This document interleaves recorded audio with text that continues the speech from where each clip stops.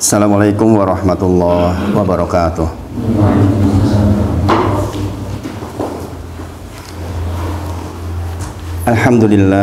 Alhamdulillahi haqqa hamdi nahmaduhu wa nasta'inuhu wa nastaghfiruh wa na'udzu billahi min syururi anfusina wa min sayyiati a'malina may yahdihillahu fala mudilla lahu wa may yudlilhu fala hadiyalah.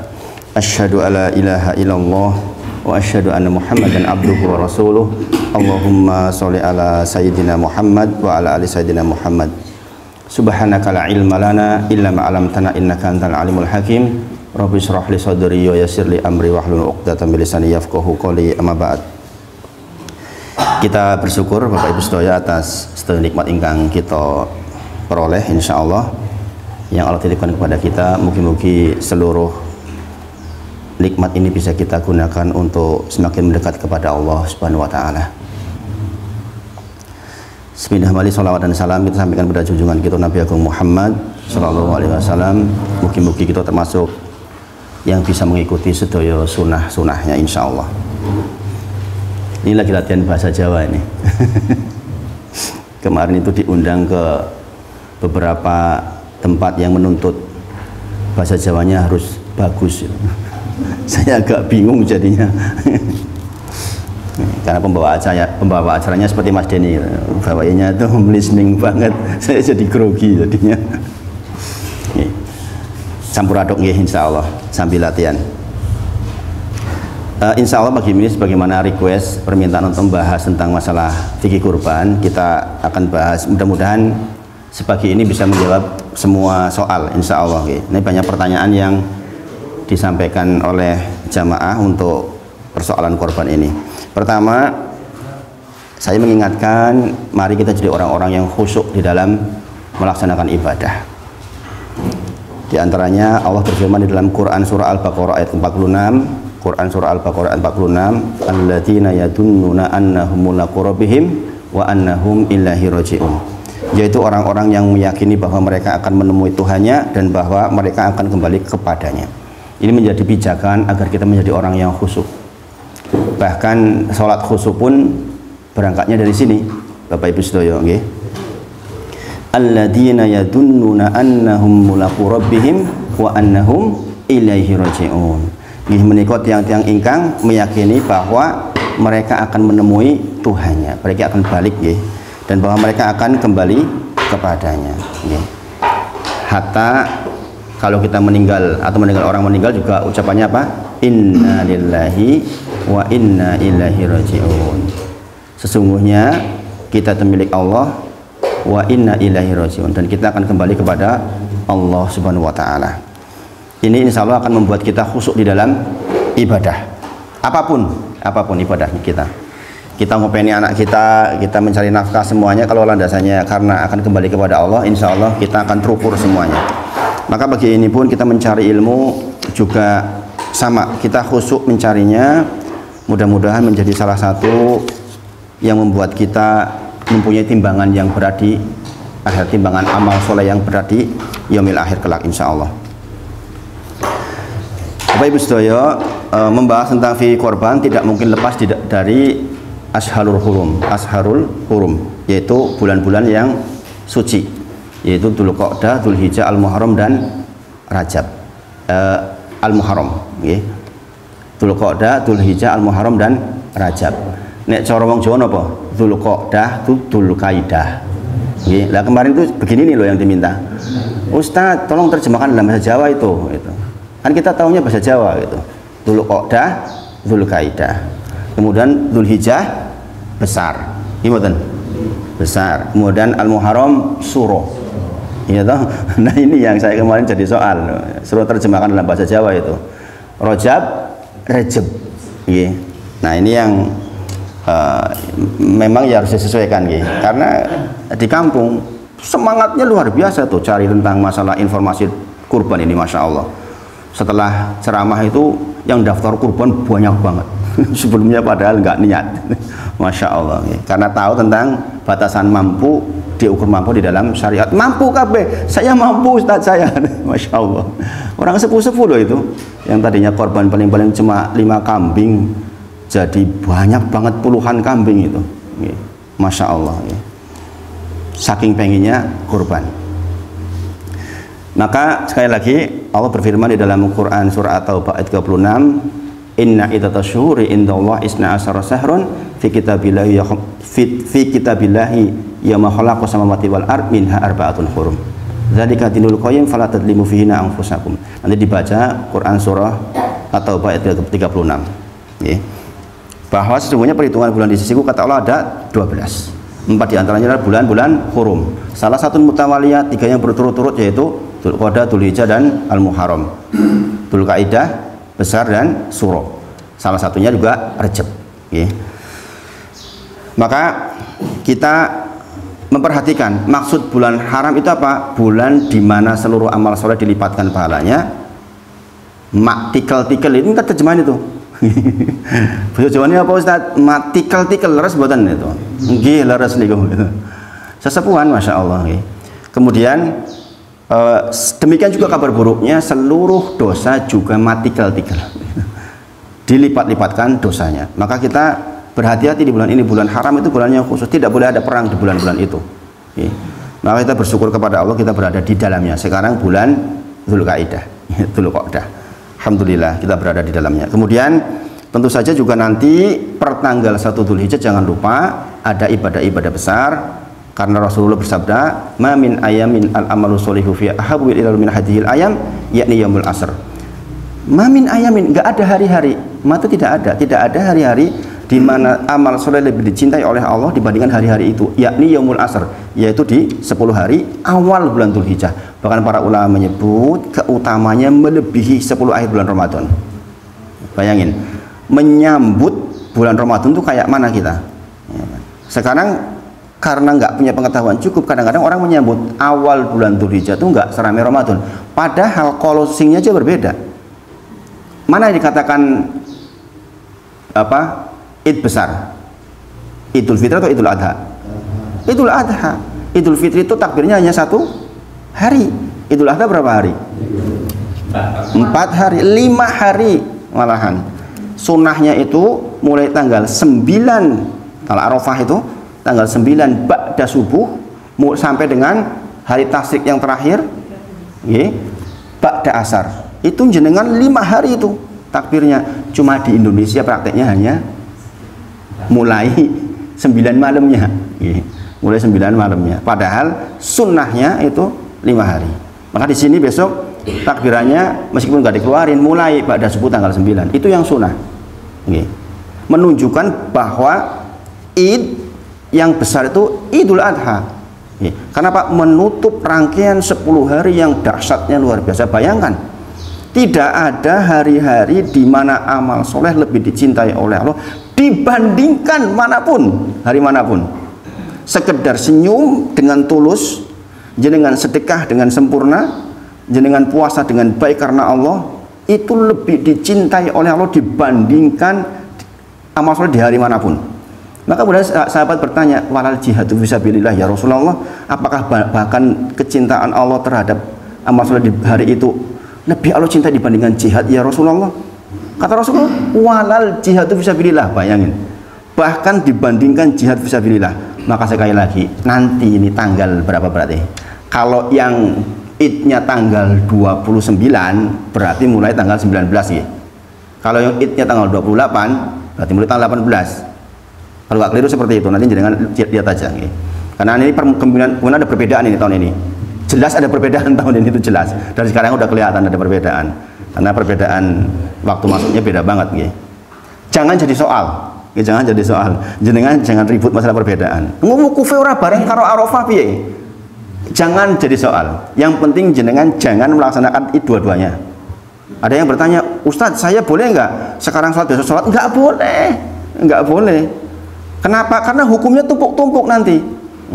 Hukumnya tumpuk-tumpuk. Karena terkait dengan hari puasa dan hari haram puasa. Maka harus pilih salah satunya. Bayangin, saya itu diminta di 2 tempat. Bayangin, saya jawab seperti itu. Ustadz kan jenengan kan ngisi tanggal hari Kamis kan gitu. Kita yang hari Rabu Ustadz, tolong diisi cuma tempat kita. Loh, bayangin kayak gitu. Kalau nggak ngerti fikihnya bagaimana itu? Suruh id 2 kali saya.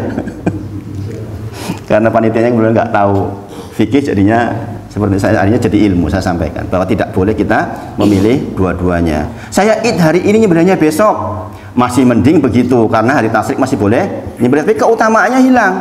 Karena keutamaan menyembelih di hari nahar, di tanggal 10-nya itu. Bukan geser besoknya, hatta walaupun kita ketemu hari Jumat. Kadang-kadang ada alasan, karena hari Jumat nanti jadi kotor masjidnya dan sebagainya, maka pindah besok. Itu keliru itu. Keliru, karena keutamaannya di tanggal 10-nya. Nanti saya sebutkan dalilnya.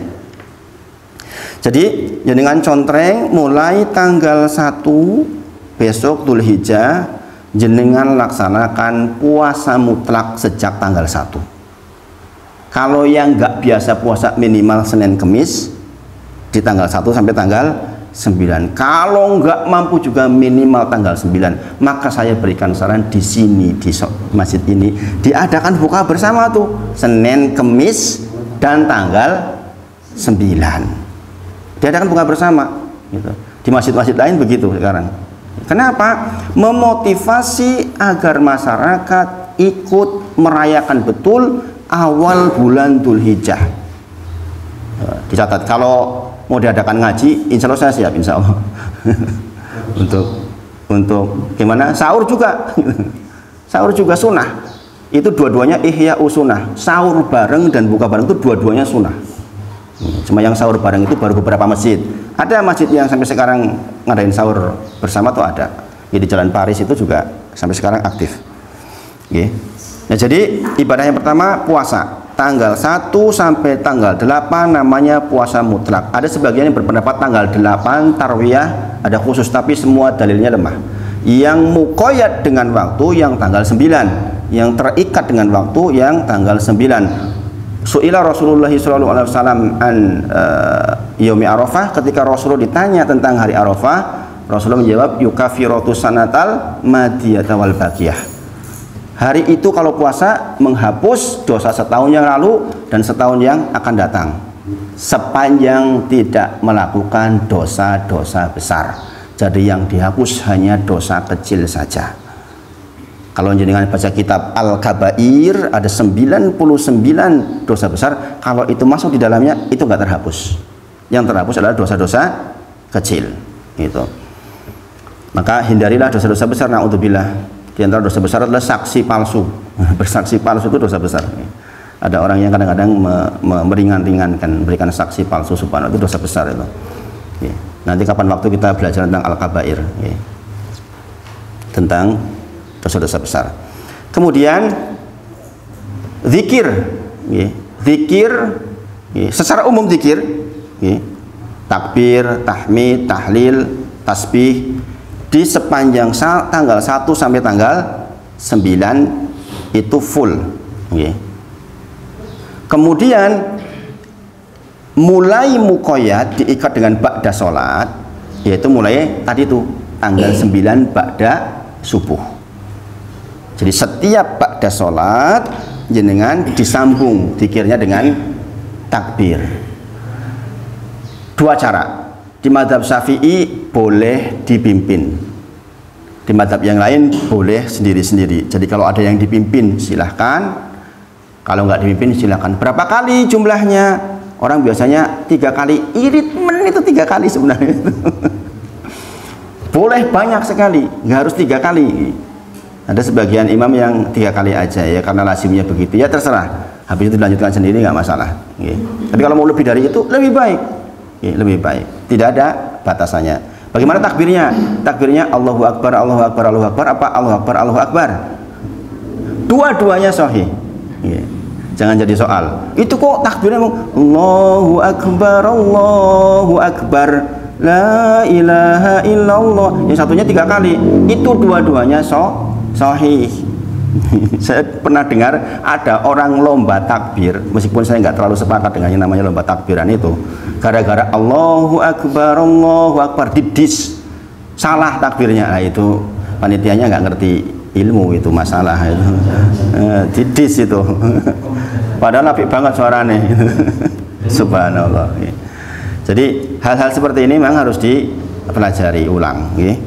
Kemudian takbir, kemudian tentu saja banyak-banyak istighfar. Banyak-banyak istighfar di hari itu, taubatan nasuha. Kalau kita merasa punya problematika dengan Allah, maka hari-hari itu adalah hari-hari yang sangat baik untuk taubatan nasuha. Kemudian tentu saja sedekah. Sedekah di hari itu, bayangin, tidak ada hari-hari di mana Allah lebih cinta dibandingkan hari manapun, dibandingkan hari itu.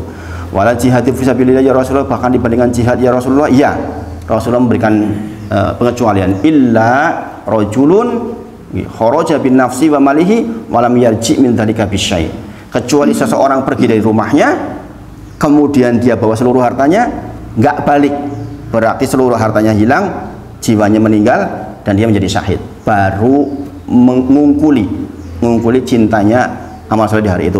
Kalau dia jihad balik, pulang sehat, itu masih kalah. Bayangin, jihad hartanya mungkin hilang, tapi dia kondur sehat, menang, niku teksi kalah dibandingkan hari-hari itu. Bayangin, sampai kalau kita kelewat, rugi banget itu.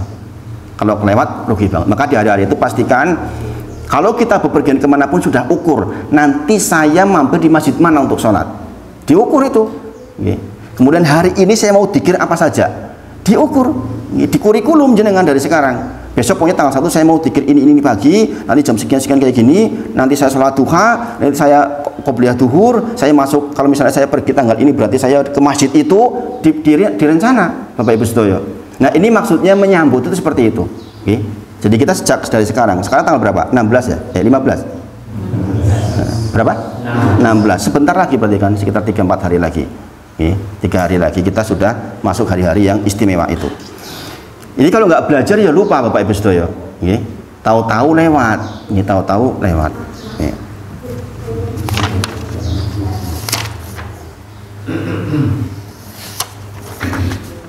Kemudian untuk tanggal 10-nya, Rasulullah bersabda dari Aisyah radhiyallahu anha, tidak ada amalan apapun yang dilakukan oleh manusia pada hari raya kurban yang lebih dicintai oleh Allah dibandingkan hiraqatid dam, dibandingkan dengan menumpahkan darah, dibandingkan dengan berkurban itu sendiri. Nggak ada hari itu yang lebih dicintai oleh Allah, amalan apapun dibandingkan dengan hiraqatid dam, dibandingkan berkurban. Sesungguhnya hewan kurban itu kelak pada hari kiamat akan datang beserta tanduknya, bulu-bulunya, dan kuku-kukunya. Masya Allah. Dan sesungguhnya sebelum darah kurban itu menyentuh tanah, ia atau pahalanya telah diterima di sisi Allah Subhanahu wa taala. Maka beruntunglah kalian semua dengan pahala kurban itu. Hadis riwayat Tirmidzi. Maka kita memohon kepada Allah termasuk yang bisa berkurban. Kemudian ini penting, kapan waktu penyembelihan? Setelah sholat Id. Kalau sebelumnya berarti hanya sedekah biasa, bukan termasuk kurban. Kemudian kurban ada 2 macam, yaitu kurban wajib dan kurban sunnah. Yang kebanyakan kita lakukan adalah kurban sunnah. Kapan kurban menjadi wajib? Ketika dia bernadar. Jadi berbeda antara kurban wajib dan kurban sunnah. Dengan nadar, saya memang mau kurban karena ini dan itu, maka menjadi wajib. Dan beda antara kurban wajib dengan kurban sunnah. Kurban wajib kita nggak boleh ngambil sedikit pun dagingnya, sedangkan kurban sunnah yang ijma boleh sepertiga, dan sepertiga. Ini menjadi perbedaan yang mendasar. Makanya kalau jenengan pernah bernadar untuk berkurban karena satu hal, ne aku ketompo jadi PNS, saya mau kurban, itu sudah wajib. Itu sudah wajib, dan jenengan nggak boleh ngambil sedikit pun dari bagian hewan kurban itu. Jadi ini harus dibedakan. Kemudian saya lompat ke yang penerima. Orang yang menerima daging kurban itu ada 2 macam, yaitu yang tamlik dan tidak tamlik. Tamlik itu artinya mempunyai kepemilikan penuh, sedangkan tidak tamlik berarti tidak memiliki kepemilikan penuh. Siapa yang memiliki kepemilikan penuh? Yaitu orang yang miskin. Nah, ini kan sepertiga dimakan, sepertiga untuk orang miskin, sepertiga dihadiahkan. dihadiahkan ke tetangga, ke orang non muslim pun boleh, ke orang kaya, wong sing gedongnya apik, semua beli 10 entuk, nggak masalah itu. Nah, yang sepertiga ini untuk orang miskin. Nah, ketika jatuh ke tangan orang miskin ini tamlik, kepemilikannya penuh. Maksudnya kepemilikannya penuh itu bagaimana? Sama dia mau dijual boleh, mau dihibahkan boleh, mau disuguhkan boleh, mau dimakan boleh, mau diapa-apain boleh. Kalau orang miskin yang terima. Tapi kalau orang kaya yang terima, maka itu bukan tamlik. Hanya boleh dimakan dan disuguhkan saja. Dipindah tangankan kepada orang lain yang sudah dijual juga nggak boleh. Ini penting diperhatikan, ya. Karena yang seperti ini jarang dibahas ini. Ya. Jadi kalau jenengan termasuk orang yang kaya, apa definisi kaya? Tidak berhak menerima zakat. Itu kaya. Ya. Kaya semua yang jenengan itu. Maka nggak boleh jenengan memindah tangankan. Misalnya, aku sokeh banget, kayak orang butuh. Tiketnya karo DE gen didol, itu nggak boleh. Jenengan hanya boleh memakan atau menyuguhkan kepada orang lain sama-sama dimakan. Ini tidak boleh untuk jual beli. Kenapa ini saya sampaikan? Karena ada orang yang menampung. Ada orang yang menampung hasil dari daging kurban. Tanya ke saya, Ustadz, saya boleh nggak membeli daging kurban dari orang-orang yang menerima hewan kurban? Daging kurban nggak boleh dengan status kalau tidak tamlik. Kalau yang menerima orang miskin silahkan, dia butuh uang dijual nggak masalah, sudah hak penuhnya dia. Tapi kalau dia terkategori orang kaya, maka tidak boleh. Ini untuk menghindari monopoli jual beli di hari nahar. Di antara hikmahnya adalah agar distribusi kurban nggak didominasi orang kaya, sebab pada dasarnya mereka tidak butuh dibantu asalnya. Sekali lagi, maksud orang kaya adalah orang yang tidak halal menerima zakat, yaitu orang yang memiliki harta atau pekerjaan yang mencukupi kebutuhan dirinya dan keluarganya. Kalau dia yang menerima, maka tidak boleh dijual belikan. Kemudian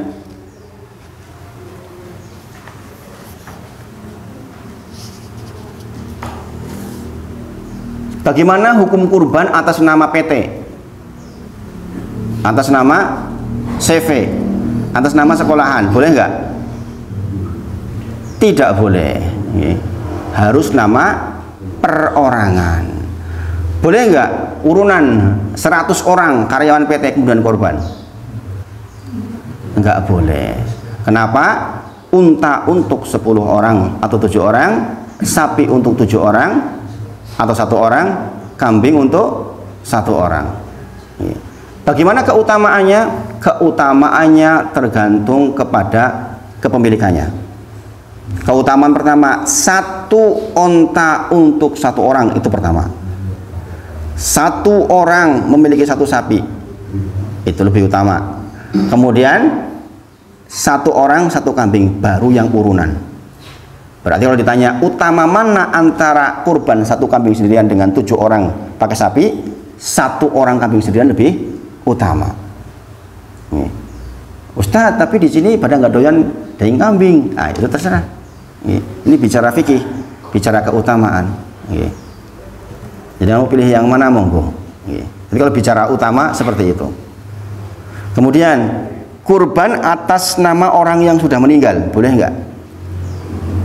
Kurban atas nama orang yang sudah meninggal. Tergantung apa? Ini ada 4 pendapat. Ada 4 pendapat. Dijawab orang Jawa itu baik-baik. Sering, Ustadz, boleh nggak kita mengkorbankan untuk orang tua saya dulu belum pernah korban? Jawabannya, kalau jenengan pakai mazhab Syafi'i, maka jawabannya tidak perlu kurban kalau orang tua kita tidak berwasiat. Paling keras mazhab Syafi'i. Dan ini diperkuat oleh Imam Nawawi rahimahullah ta'ala, tidak perlu kurban bagi orang tua kita kalau tidak berwasiat di mazhab Syafi'i. Kemudian di mazhab sebentar saya bacakan satu persatu.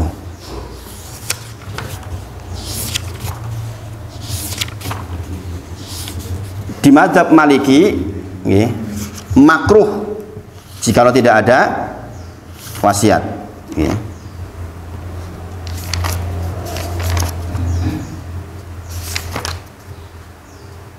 Jadi di mazhab Maliki makruh jikalau tidak ada wasiat, entuk, tapi makruh. Kemudian di mazhab Hanafi nggih. Boleh, tapi nggak boleh mengambil dagingnya. Itu perbedaannya. Yang paling longgar di mazhab Hambali yang dipakai di Saudi Arabia, yang dipakai di Timur Tengah kebanyakan mazhab Hambali, mazhab yang paling muda, itu boleh seperti orang hidup, baik dengan wasiat atau tanpa wasiat boleh. Untuk orang udah meninggal, dagingnya pun boleh dibagikan sepertiga. Jadi kalau ya dengan mau praktek untuk orang tua juga ada dalilnya, nggak usah bertengkar masalah seperti itu. Ada masalah di kampung itu orang entuk kuwi, karena dia hanya megangi madzhab Syafi'i saja. Ini orang wasiat kuwi ya ora sah, ora perlu gitu. Padahal dia pengen banget sampai nangis-nangis. Boleh nggak Ustadz gitu. Saya katakan boleh, silakan karena ada dalilnya. Ini juga penting. Kemudian, bolehkah kurban dengan yang betina? Jawabannya boleh. Rasulullah menyampaikan la yadurrukum dzukronan am inasa. Tidak masalah, baik itu laki-laki maupun perempuan. Jantan atau betina, laki-laki perempuan. Jantan atau betina, tidak masalah jantan atau betina. Tetapi ada undang-undang di Indonesia itu yang tidak memperbolehkan memotong hewan betina. Undang-undang nomor berapa itu? Saya kemarin sempat membaca undang-undang nomor, saya tulis kok itu. Ternyata larangannya agak keras itu. Larangannya agak keras, kemudian ada dendanya ternyata. Jadi saya tidak menganjurkan, hanya menyampaikan soal fikihnya saja. Undang-undang nomor 18 tahun 2009 melarang kurban dengan betina. Karena khawatir nanti tahun berikutnya kekurangan jumlah hewan kurban, katanya begitu. Jadi Undang-Undang nomor 18 tahun 2009. Itu saya wajib menyampaikan karena kalau keputusan pemerintah pasti ada maslahatnya.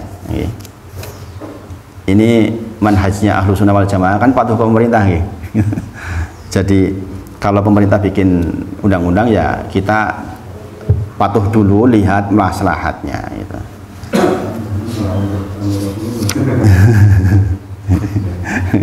Dalilnya begitu, Pak. Kemudian saya menyampaikan yang penting-penting dulu sebelum nanti urut-urutannya. Sunnah kurban yang jarang diamalkan.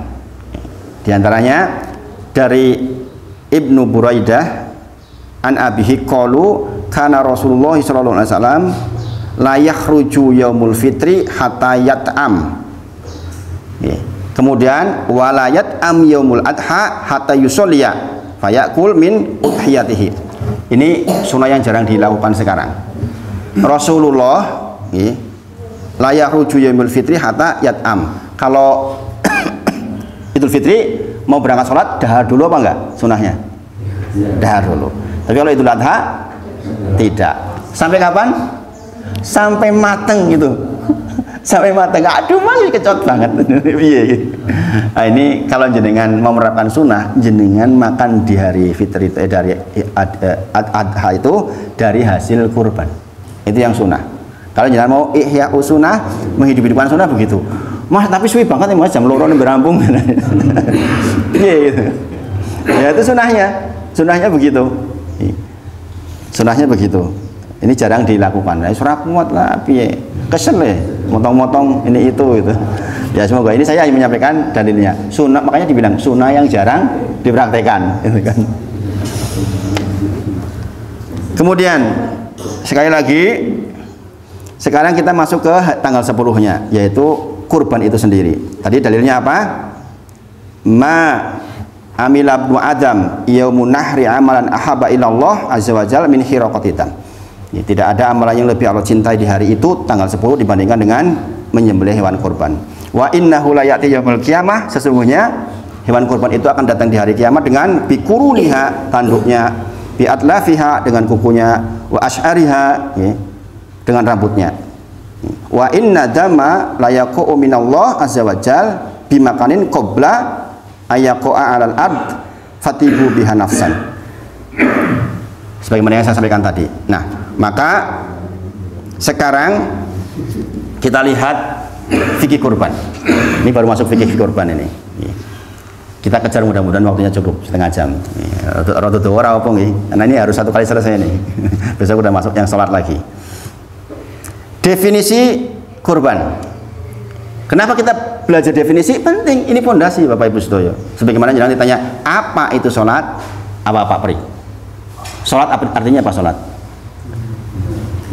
Adalah ibadah yang apa definisi sholat dulu udah diajari. Ingat nggak?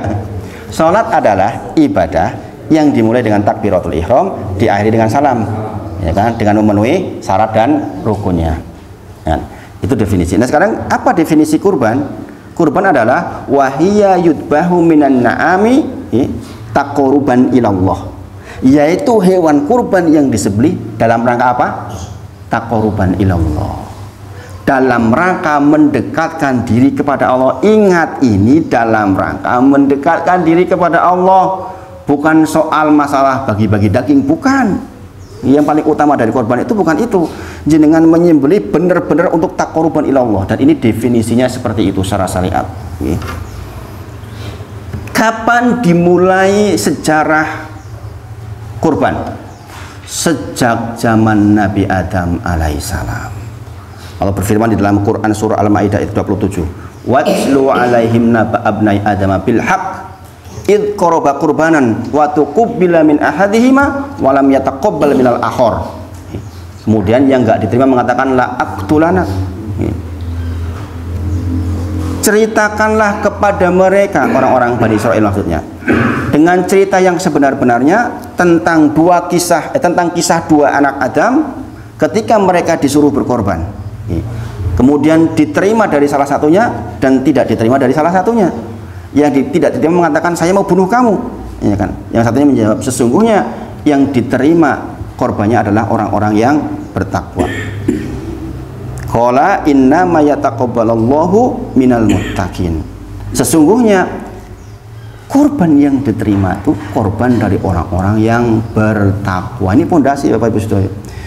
Maka pastikan jenengan niat korban itu karena tiga hal ini, yaitu karena taqarruban ilallah, karena mencari pahala Allah, mencari ridho Allah. Ini yang namanya niat takwa.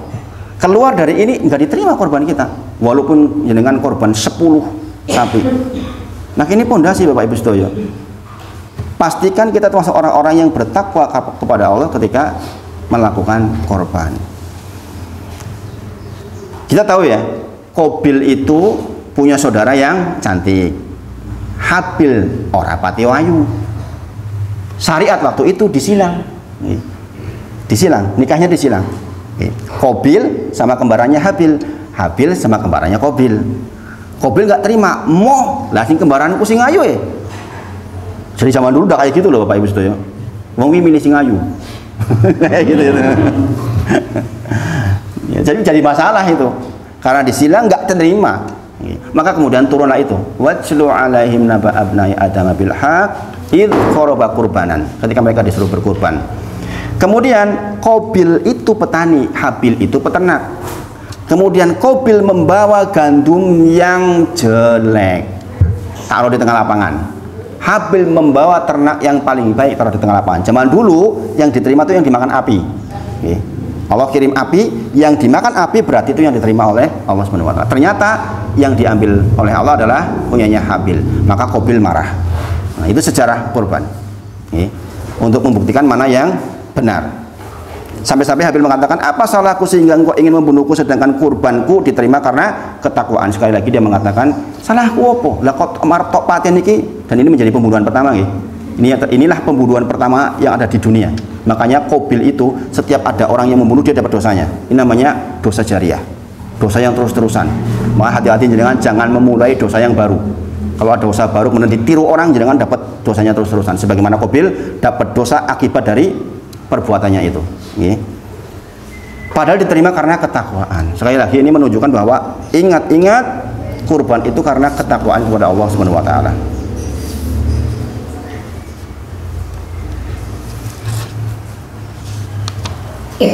Karena apa? Qabil marah-marah sama Habil? Karena hasad. wadda katsirum min ahlil kitabi law yaruddunakum min ba'di imanikum kuffara hasadan min indi anfusihim min ba'di ma tabayyana lahumul haqqu fa'fu wasfahu hatta ya'tiyallahu bi amri. Bayangin seperti itu. Karena hasad. Karena hasad. Maka hati-hati dengan hasad. Kemudian sekarang kita lihat siapa yang diukur mampu secara syariat. Ingat-ingat Rasulullah bersabda, "Man kana lahu sa'atun fala yudhi fala yaqrabana musallana." Kata Rasulullah, sing sinten mawon diparingi kemampuan, kemudian dia tidak berkorban, maka jangan dekat-dekati musolaku, kata Rasulullah. Ini ancaman berarti. Siapapun yang terkategorikan mampu kok nggak berkorban, ini jadi masalah. Nah sekarang pertanyaannya, mampu itu bagaimana? Kan itu, mampu itu bagaimana? Sebenarnya di Masjid Gunung Sembuk kemarin sudah saya sampaikan. Mas Fran ikut. Mas Fran itu 2-3 minggu ini ikut di Gunung Sembuk. Masya Allah. Jadi ini hanya ngulang untuk Mas Fran. Satu, mempunyai uang cukup untuk membeli hewan kurban. Idealnya 1 dirham. Mempunyai uang cukup untuk membeli hewan kurban zaman dulu idealnya 1 dirham. 1 dirham sama dengan 4,25 gram emas 24 karat. Berapa harga emas 1 gram 24 karat? Katakanlah sekarang 900 ribu atau 1 juta. Berarti dia harus punya uang 4 juta. Di luar kebutuhan 4 hari. Di luar kebutuhan 4 hari. Katakanlah jenengan kebutuhan 4 hari tanggal 10, 11, 12, 13. Itu sehari misalnya 500 ribu. Oke, betul niku?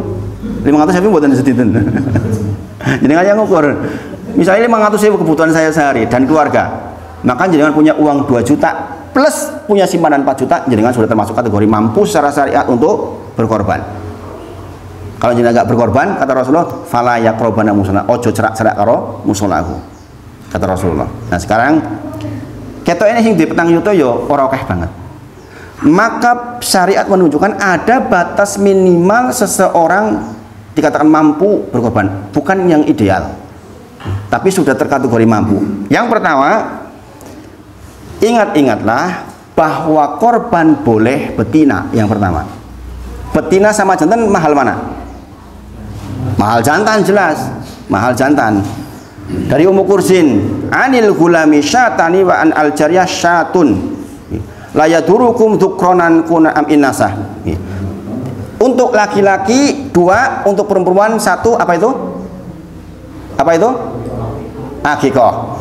La yadurukum dzukronan kuna am innasah. Tidak masalah jantan atau betina. Nah, Imam Nawawi menyebut bahwa kalau dia berlaku di akikah, demikian juga berlaku di kurban. Berarti kurban pakai betina ini boleh. Ini dalilnya. Kemudian yang kedua, boleh wedus gembel. Kalau di sini istilahnya apa? Nah, kalau wedus Jawa kan wedus yang mahal, gitu. Nah, di tempat saya itu namanya wedus Jawa atau wedus gembel, gitu kan? Ah, biri-biri, gibas. Nah, itu lebih murah apa lebih mahal? Lebih murah, jelas. Makanya ini saya bilang batasan minimal. Ada orang tua, ya Allah Ustaz, saya tuh belum pernah korban, saya tuh pengen banget kurban. Opo entuk kurban ngau gembel, umur 7 sasi boleh. Betina 7 sasi regane piro kira-kira niku? Sak yuta tekan mboten? Nah, mboten ngantos. Nah, berarti kalau jenengan termasuk orang yang punya uang untuk 4 hari, 500.000 mau 500.000 ping 4 rong yuta. Kemudian jenengan punya simpanan 1 juta lebih. Niku menurut syariat sudah terkategorikan mampu. Itu yang saya tadi bilang. Akhirnya di tempat yang saya ceramah itu banyak orang tua langsung urunan sejutaan. Bingung panitia yang goleki domba sing rego sak yuta. Kabeh pengen melu. Bayangin. Ada yang bilang saya tuh belum pernah korban Ustadz. Saya tahu informasi ini, saya sak durunge mati minimal pisan saya Ustadz. Sampai kayak gitu tuh, masya Allah. Karena taqarruban ilallah. Taqarruban ilallah. Jadi itu, Rasulullah menyebutkan dari Ummu Bilal, Rasulullah bersabda, "Dhahu bil jada'i minad dhani fa innahu jaisun." Kata Rasulullah, jenengan kurban dengan gembel yang masih jada'a, berarti sekitar 6-7 bulan umurnya, masih kecil banget, itu jaisun, fa'inahu jaisun, dibolehkan. Ingat Bapak Ibu sedaya, kambing itu atau hewan itu ada dua macam, yang musinah dan yang jadaa. Musinah artinya apa? Sudah poel, itu yang ideal. Ning mboten dipoel ke lho iki. Wah dipoel ngutang gitu kan. Itu namanya musinah nggih. Musinah itu dari sin nun gigi nggih, dipoel. Kalau sudah poel berarti kan sudah ideal. Tapi kalau jadaa nggih, yang tadi itu yang masih umur belum poel itu juga boleh. Nah, ini batasan minimal ketika seseorang dikatakan mampu, berarti nek awen dhewe iso punya uang sejumlah untuk membeli yang seperti itu sudah terkategorikan mampu. Utangku isi oke Mas, dan lain sebagainya, ora pol-pol. Nah, itu saya sampaikan secara syariah seperti itu. Sekarang hukum. Bagaimana hukum kurban? Hukum kurban yang paling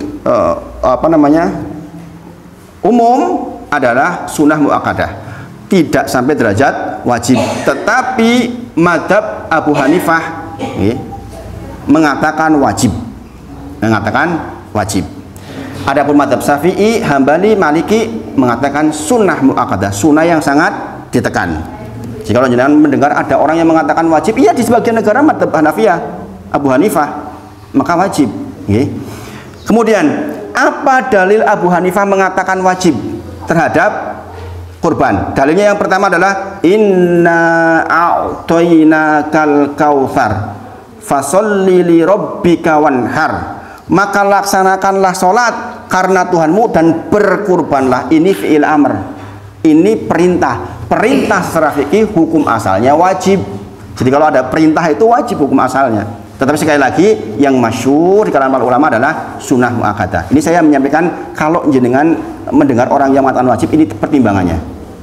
Supaya jenengan nggak bingung. Kemudian yang kedua dalilnya, man kana lahu sya'atun walam yudohi fala yaqrabana musolana.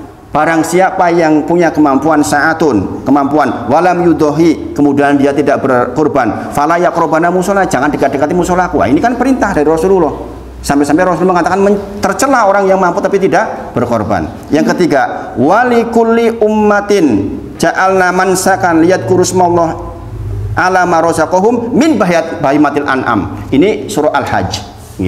Kepada setiap umat diberikan syariat untuk menyembelih hewan kurban. Ini dalil mengapa dikatakan wajib. Kemudian dalil sunnah yang mengatakan sunnah muakkadah juga dalilnya kuat. Yang pertama, idza ra'aitum hilala dzulhijjah, jikalau engkau masuk tanggal 1 Dzulhijjah, wa arada ahadukum ayyudhi falyumsik an sya'rihi wa adfarihi, jikalau panjenengan melihat awal bulan Dzulhijjah, wa arada ahadukum, ini kalimat yang menjadikan sunnah, kemudian jenengan berkehendak untuk berkorban, falyumsik, maka jangan potong rambut dan kuku. Makruh hukumnya, nggak wajib ya, makruh hukumnya bagi orang yang sudah niat korban kemudian masuk tanggal 1 Dzulhijjah kok potong kuku dan rambut, bukan wajib ya. Kemarin ada yang bertengkar gara-gara ini masalahnya, nggak boleh, haram itu keliru itu. Ada yang begitu kemarin ya, saya sampai dikelui gitu, saya kemarin dimarah ya Ustaz sama Mr. X gara-gara ini gitu. Padahal hukumnya adalah makruh saja. Nah, ini kata-kata wa aroda untuk menunjukkan sing sinten kemawon pengin kurban, berarti tidak wajib. Kemudian yang kedua, Abu Bakar dan Umar radhiyallahu anhuma menyampaikan bahwa, disampaikan kisah kepada kita bahwa beliau pernah tidak motong hewan kurban 2 tahun. Nek wajib mestinya mereka selalu menunjukkan bahwa kepada masyarakat bahwa itu tidak wajib maksudnya. Yang ketiga, ini yang paling jelas, salah satu hunna alaya faridotun, 3 hal yang bagi saya wajib kata Rasulullah, wahuna lakum tatawuan, sedangkan untuk panjenengan semua adalah sunnah, al witru wan nahru wa salatu duha, yaitu sholat witir, kemudian berkurban, wan nahru, dan salatu duha. Jadi 3 ini wajib bagi Rasulullah. Jadi Rasulullah sepanjang hidupnya itu witir tiap malam, sholat duha tiap pagi, dan selalu berkorban. Karena wajib bagi Rasulullah SAW. Sedang bagi kita sunnah. Nah, ini menunjukkan bahwa derajat kurban itu sampai derajat sunnah muakkadah. Clear ini masalah hukum, Jadi jangan jadi soal kalau ada yang mengatakan wajib dan sunnah, dua-duanya jelas. Kemudian jenis ibadah, Bapak Ibu Sedoyo. Ibadah ada ibadah tahunan, ada ibadah bulanan, ada ibadah mingguan, ada ibadah harian. Tahunan apa? Ini contohnya, Idul Adha, Idul Fitri. Bulanan, puasa Ayyamul Bid. Mingguan, salat Jumat. Harian, salat. Ini artinya apa? Berulang tahunan. Jangan sampai mengatakan aku wis pernah korban, wis. Dek ben bapakku, terus ibuku, terus mbak Yoku, terus anakku, adikku, wis rampung, wis korban. Bukan. Ini maksudnya adalah ini ibadah tahunan. Saya korban, suk korban, suk korban, suk korban, kalau mampu begitu terus. Sangat dipahami nggih? Ini kalimat ini maksudnya biar kita tidak mengatakan begitu maksudnya. Kemudian kurban ibadah keluarga. Dalam satu keluarga satu atap, maka satu kurban mencukupi untuk satu keluarga. Ini nggak saya sebutkan dalilnya detail karena waktunya udah mepet banget gitu. Jadi satu hewan kurban pahalanya untuk seluruh anggota keluarga termasuk yang sudah meninggal. Kalau dulu satu atap, saya dipahami ya? Syaratnya dia kerabat satu atap. Maka kurban yang dilakukan oleh anggota keluarga itu mencukupi untuk seluruhnya termasuk yang sudah meninggal.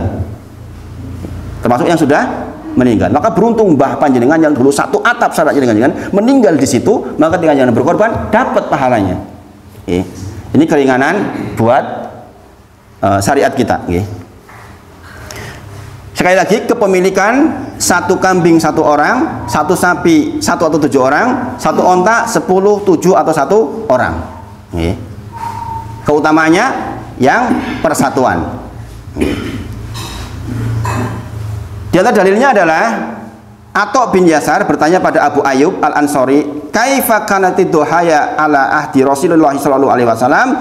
Abu Ayyub menjawab, "Kana rajul yudahi bin sya'ti anhu wa ahli baiti." Ini dalil bahwa untuk keluarga. Ditanya bagaimana sih dulu zamannya Rasulullah ketika berkorban, maka dikatakan seseorang berkorban dengan satu kambing, anhu untuknya, wa an ahli baiti dan untuk keluarganya. Ini dalilnya sahih. Jadi jangan dipertengkarkan lagi. Jadi nggak perlu kemudian disebut.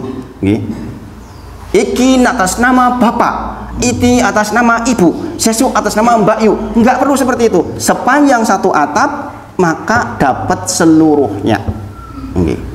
Misalnya gini, Mbak Yunen duwe duit sak yuto, Mase sak yuto. Maka ketika dia ingin kurban, udah kasihkan menjadi kepemilikan satu. Iki duitku nggak kowe yo. Yang satu ini yang berkorban cukup untuk seluruhnya. Sangat dipahami? Sangat dipahami. Kemudian batasan keluarga yang mendapatkan pahala nggih menika kerabat yang wajib dinafkahi, kemudian yang satu atap. Jadi kalau nggak satu atap nggak boleh. Bukan kakak ya, bukan kakak nggih Bapak Ibu. Jangan salah pengertian. Bukan kakak. Jenengan kakak, satu kakak, Mas Denny, bapaknya jenengan satu kakak, masih bareng satu atap, itu dapat semua. Bukan kakak. Walaupun di rumah itu ada 20 orang, 4 kakak tetap dapat pahala seluruhnya. Bukan kakak hitungannya. Tapi kalau walaupun panjenengan anak belum menikah, tapi sudah pindah tempat, sudah punya tempat sendiri, sudah tidak termasuk di dalam hitungannya. Saya dipahami ya? Ini maksudnya an ahli baitihi.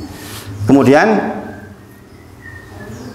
syarat sekarang, syarat untuk yang berkorban: Islam, merdeka, balik, berakal, mampu.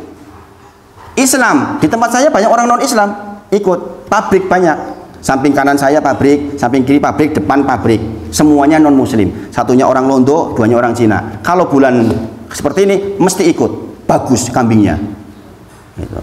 Kepake nggak korbannya? Nggak kepake gitu. Maka syaratnya Islam, maka biasanya atasnamakan panitia atau karyawan. Tapi mereka butuh apa? Butuh pager mangkokan. Tahu pager mangkokan nggih? Pager mangkokan tahu nggih? Supaya nggak diganggu, nyogok maksudnya. Itu. Kan patut-patutnya masuk pabrik nunggu orang melu-melu, ono apa-apa piye. Kan tujuannya cuma itu. Yo kanggo untuk mereka. Tapi syaratnya Islam. Kemudian merdeka, balik dan berakal. Nah, balik dan berakal di mazhab Hanafi tidak dipakai. Jadi di dalam mazhab Hanafi, balik dan berakal tuh nggak menjadi syarat. Berarti cah cilik iyo tetap wajib berkorban. Sinten yang korbannya? Walinya. Itu di madzhab Hanafi. Makanya kalau jenengan pakai madzhab Hanafi seperti itu. Dan dalilnya juga kuat tadi sudah saya sebutkan. Makanya fikih itu luas Bapak Ibu Sedoyo. Jangan bertengkar di fikih Bapak Ibu Sedoyo. Jangan belajar dengan saya seperti ini supaya luas fikihnya. Jangan sampai sidik-sidik nyalah-nyalah ke sidik nyalah ini masalah ini. Ini masalah yang menjadi bertengkar tuh gara-gara kayak gitu. Sepanjang masih sama ada dalilnya itu jangan disoal. Contohnya ya sering saya sampaikan, sholat 2 rakaat tawaruk atau iftiros, ya kan? Tawaruk atau iftiros. Ini sering jadi soal itu. Dua-duanya ada dalilnya nih, dua-duanya. Sekarang pertanyaannya, saya pakai yang mana? Kalau di tempat yang banyak tawaruk saya tawaruk. Kalau di tempat yang banyak iftiros saya iftiros. Tawaruk dan iftiros tahu nggih? Iftiros itu tahiyat awal, iftiros itu tawaruk itu tahiyat akhir, iftiros itu tahiyat awal. Sekarang kalau saya ditanya, kuat mana iftiros dengan tawaruk untuk 2 rakaat? Kuat iftiros Bapak Ibu Sedoyo. Kuat iftiros. Tapi kenapa saya praktek tawaruk? Daripada bertengkar dengan kanan kiri. Itu tadi malah betul DWI piye. Nah itu yang saya bilang, kearifan di dalam berdakwah. Saya kalau di maba pakai iftiros, karena semuanya di sana pakai iftiros, nggak ada yang pakai tawaruk, jarang, karena sudah pada belajar semuanya. Tapi kalau di tempat-tempat lain, tiba-tiba saya iftiros, ngimami Jumatan iftiros, wah salah-salah kayak gitu. Imam kepiye kayak tahiyat awal kayak rampung kok, subhanallah, repot. Paham maksud saya gitu? Nah inilah luasnya fikih. Kalau ditanya kuat iftiros, kalau kuatnya mau dilihat dalil manapun kuat iftiros. Tapi kalau di Indonesia kan nggak lazim, apalagi di Cilacap. Saya pakai iftiros bisa di congkel sikile itu. Mas, ini serampung mas, kayak gitu. Nah itu yang perlu diingat nih. Kemudian tentu saja mampu.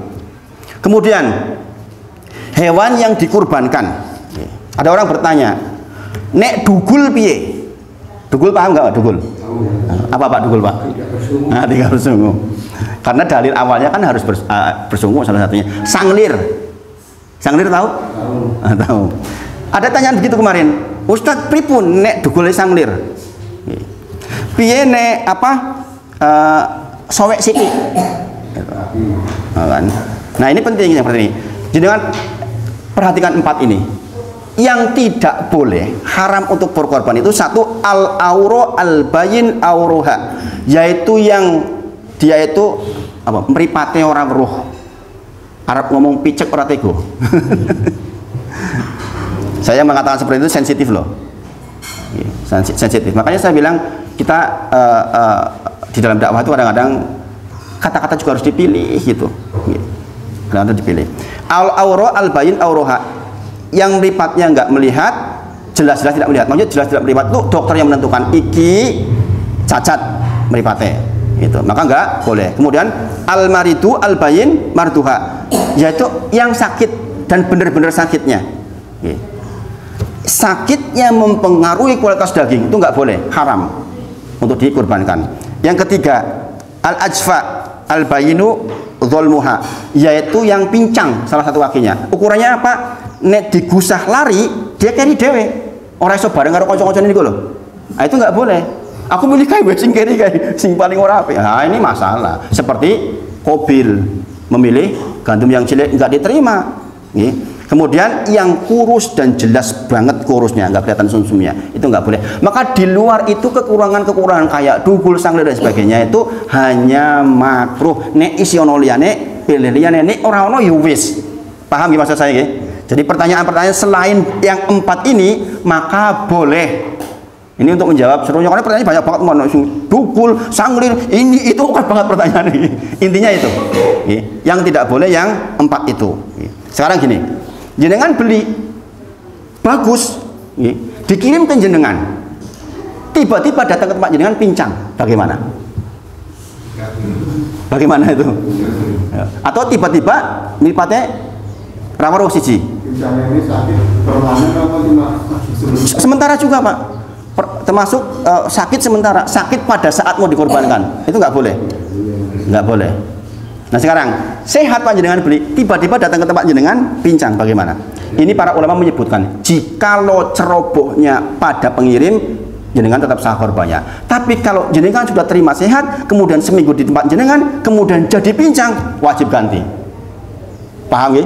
Makanya harus hati-hati jagain hewan kurban itu, nggak mudah. Kemudian jangan sampai makanannya nggak cukup, nanti nggak sehat, masalah lagi. Inilah makanya bilang taqarruban ilallah, sejak ngopeni wis kaya ngono kuwi. Inilah syariat Islam, masya Allah ya. Supaya kita benar-benar taqarrub kepada Allah Subhanahu wa taala. Nah, ini penting diperhatikan untuk para panitia, jangan sampai ketika barang datang atau hewan datang kemudian salah mengelola. Kemudian ada pertanyaan, kepala itu dicacah-cacah dibagi atau bagaimana? Ada pertanyaan gitu itu. Subhanallah, ini pertanyaannya macam-macam banget gitu. Intinya itu pokoknya pembagian itu yang masyhur sepertiga. Karena gini, orang ini bertanya, aku di luar yang sepertiga itu minta kepala sama tekliknya, boleh teklik itu apa teklik? Nah, itu boleh enggak? Minta nambah gitu, minta nambah. Saya boleh enggak Ustadz? Sudah dapat sepertiga, terus minta kepala sama teklik. Yang tanya orang tua ini. Masya Allah. Saya sampai subhanallah, masya Allah, saking semangatnya korban. Bapak Ibu sedoyo, jadi kalau dapat pertanyaan seperti itu, jawab dengan 3 kondisi ini. Yang pertama, apakah boleh kita mendapatkan lebih dari sepertiga untuk korban? Tergantung keadaan. Jadi jangan langsung keras, enggak boleh, itu jangan itu nanti dia sedih. Pertama, jikalau masa paceklik, maka Nabi ngendika fala yusbihanna ba'da thalisah, nek kondisi lagi angel paceklik, maka seseorang nggak boleh menyimpan lebih dari 3 hari. Berarti harus dibagi seluruhnya, sepertiga itu nggak boleh. Yang pekurban nambah teklik siji nggak boleh, nggak boleh. Kemudian kondisi yang kedua, kondisi yang sedang-sedang saja, umum, kondisi umum, maka dalilnya adalah kulu wa at'imu qani wal muqtar, makan sebagian sepertiga, berikan sodakoh kepada orang yang minta-minta dalam tanda kutip, kemudian diberikan hadiah. Wal muqtar itu yang tidak minta-minta, berarti wong sugih. Dalam kondisi sedang seperti itu nggak masalah. Berarti dalam kondisi sedang pekurban hanya maksimal 1/3. Sekarang ini yang membolehkan ini kabar gembiranya bagi pekurban yang tanya. Ketika dalam kondisi surplus, maka kulu wadahiru watasodaku, makanlah, wadahiru, simpanlah, watasodaku, dan sedekahkanlah. Makan sepertiga, simpan sepertiga, sodako sepertiga, berarti disimpan 1/3. Maka pekurban boleh mendapatkan 2/3, nambah teklik sama kepala boleh dalam kondisi surplus. Siapa yang menentukan paceklik sedang surplus? Ya masyarakat, di situ sidang. Iki dia lagi paceklik, lagi sedang apa lagi surplus? Lagi paceklik. Kemarin jawabannya begitu ya teman-temannya, lagi paceklik Ustaz. Ya wis berarti ora ento itu. Jangan nambah teklik, jangan nambah kepala gitu. Ini penting diperhatikan. Kadang-kadang ada pertanyaan begitu, jangan kok di kampung. Saya ceramah di perumahan mewah loh, perumahan mewah. Ada yang tanya gitu, saya boleh nggak minta kepalanya di luar yang 1/3? Ada yang nanya kayak gitu, suki loh niku. Jadi ya itu bukan soal masalah pelit dan tidak pelit. Tanyakan boleh, tanyakan boleh. Gitu. Bolehkah dalam bentuk lain? Maka MUI tahun 2019 kalau itu memberikan fatwa bahwa dibolehkannya untuk kemaslahatan diolah dalam bentuk dikalengkan kalau situasinya pas surplus. Jika tempat jenengan kok wis untuk nganti masing-masing masyarakat dapat 3 kilo misalnya gitu. Padahal sokeh banget niku ampun surplus. Nah, itu jenengan boleh sisanya untuk keluar. Jangan juga sampai begini Bapak Ibu sekalian. Ini jadi soal juga kemarin saya dikeluhi, Ustadz itu loh di sini aja cuma dapat sekilo, tahu-tahu itu panitianya itu dikirim ke tempat asalnya dia, ke tempat asalnya pengurusnya, itu komplain itu seperti itu. Nah, ini jadi masalah ini. Makanya dirapatkan yang baik, jangan sampai jadi soal. Jangan sampai jadi soal. Ingat, sepertiga dimakan, sepertiga untuk sedekah, sepertiga untuk hadiah. Ini hadiah juga penting. Hadiah termasuk pada non muslim. Ini termasuk pada non muslim. Ini dakwah ini. Maka pada hari Adha itu najan 2 mobil 10 tetap dikasih karena ada unsur hadiah itu. Kemudian biaya operasional, hati-hati membedakan antara upah dan hadiah. Ini penting banget. Asalnya yang namanya panitia itu nggak dibayar, jagal itu asalnya nggak dibayar, asalnya. Tapi kalau jenengan mau bayar, pastikan bayarannya bukan dari hewan kurban. Jangan nih lo tak kasih teklik ngopah, itu haram, nggak boleh. Nggak boleh tak kei kepala dinggo upahmu Pak Jagal, itu jenengan dianggap tidak kurban. Tapi kalau dikasih Pak jenengan bareng Jagal tak kei semen 5 sak, boleh. Tak kei duit 500.000, boleh. Tapi kalau iki lo buntutnya nggo jenengan Pak, nggo upah, haram. Bisa dipahami? Bisa dipahami iki? Jadi jangan sampai keliru di sini karena dianggap tidak kurban. Nah, ini beberapa yang kita bahas pagi ini. Juhanesi oke banget. Ini saya berharap satu kali ini pertemuan selesai, mudah-mudahan bermanfaat dan bisa dijadikan sangu untuk kurban besok. Kita tutup dengan kafaratul majlis. Subhanakallahumma wa bihamdika asyhadu alla ilaha illa anta astaghfiruka wa atubu ilaik.